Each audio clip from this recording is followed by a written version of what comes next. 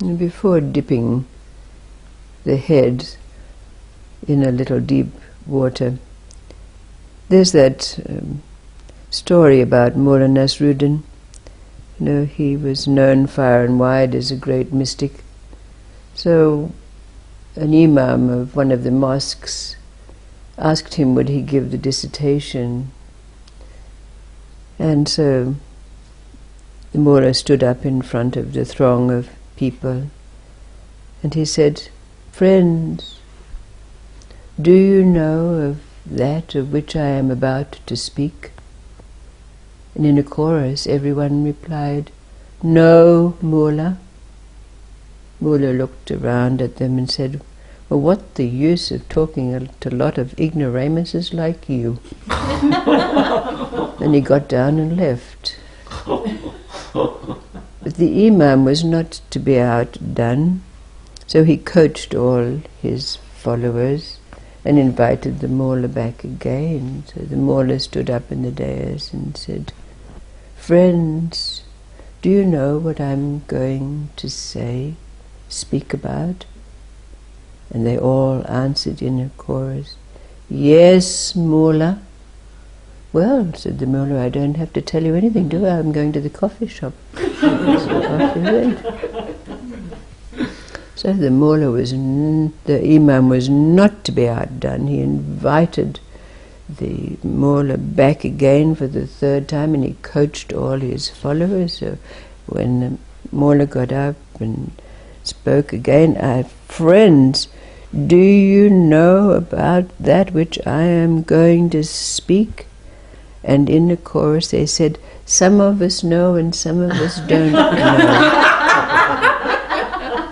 And the Mulla said, "Well, those who know tell those who don't know. I'm off to the coffee shop."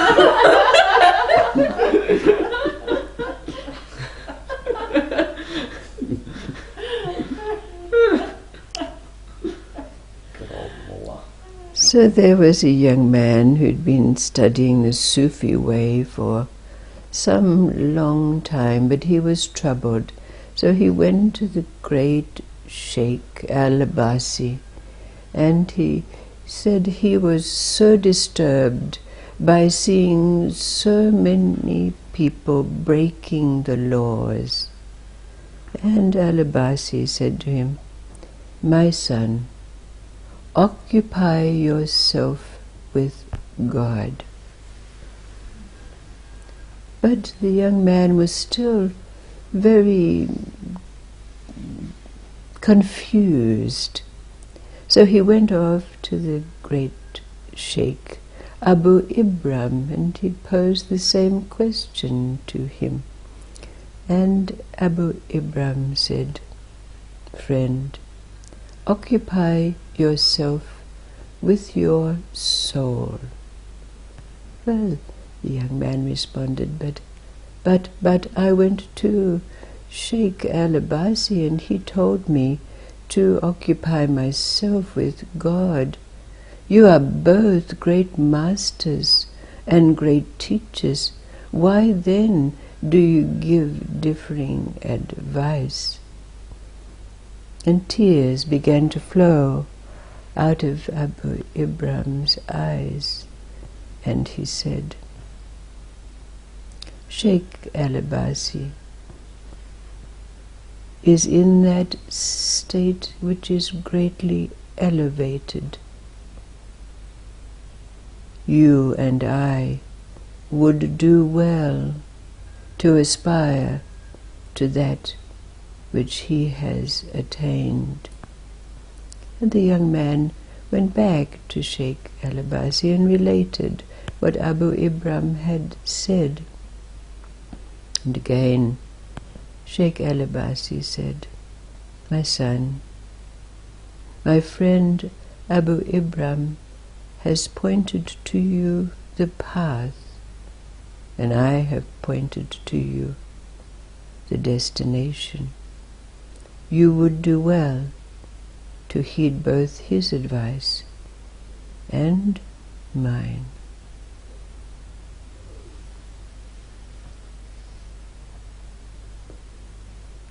in answering the question, what is it that arises when stillness and movement meet?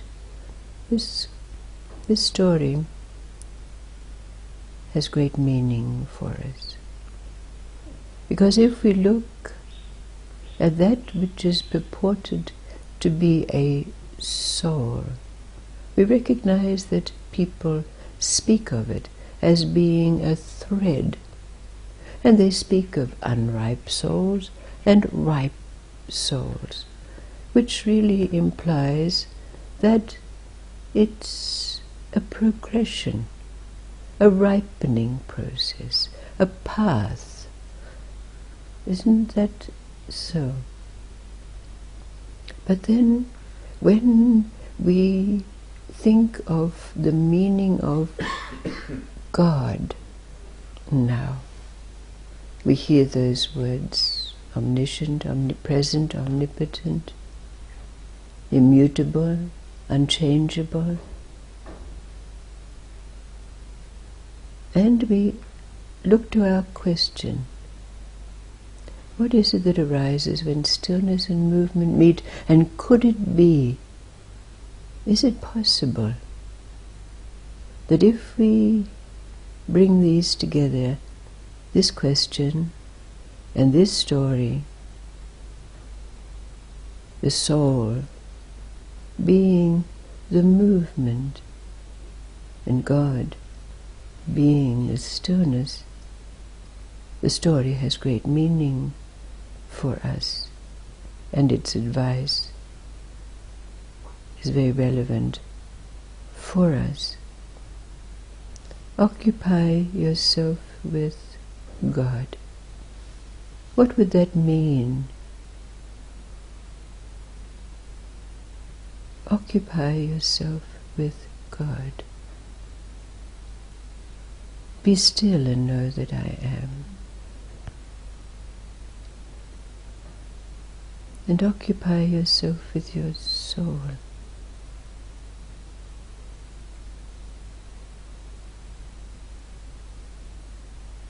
Where does it bring us?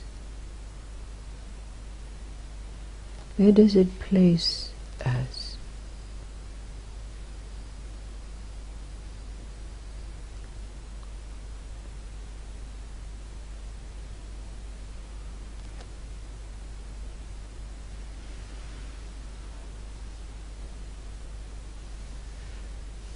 Does it mean that God and soul are similar, if not the same?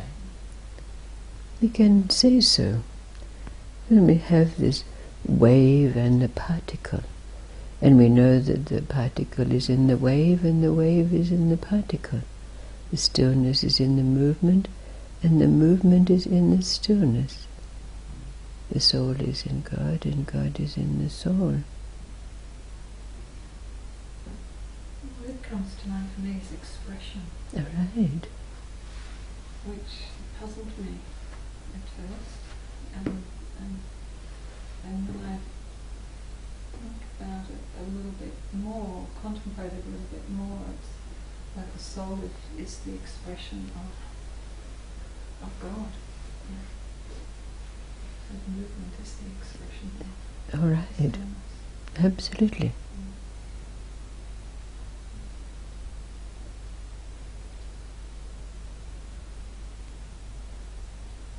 And God, how would you define it now?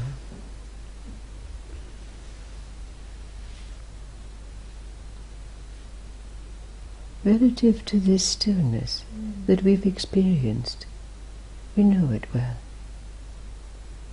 It's in presence, it's in attention, focus, all to do with the mind. But now the mind rests in that.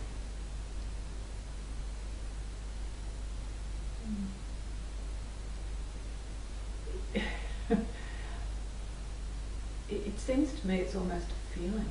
All right. It's something intangible. But can you forget it? No. Can you forget it? No. No. It's there, isn't it? It's there. Just like our humanness, we don't forget.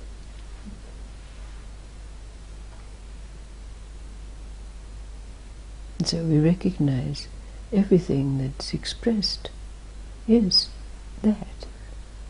Is that. What does it do for us?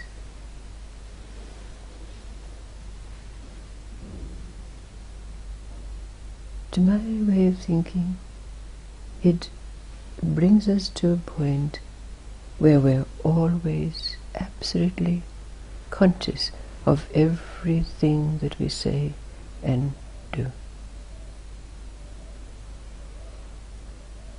Never forgetting God, that. Everything that emanates from it is that. So there's total awareness of that. Does it make sense for us now?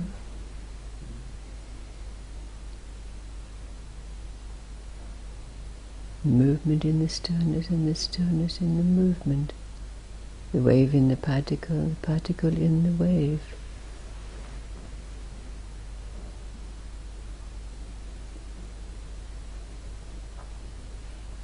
But to arrive at this place, we've had to drop all our mind's conditioning about what we thought God or even soul was. It can only be by our own experience that we can come to know it.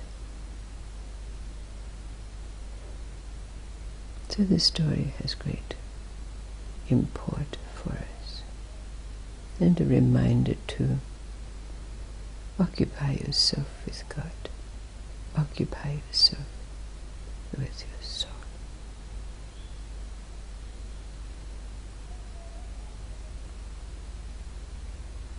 Thank you, thank you.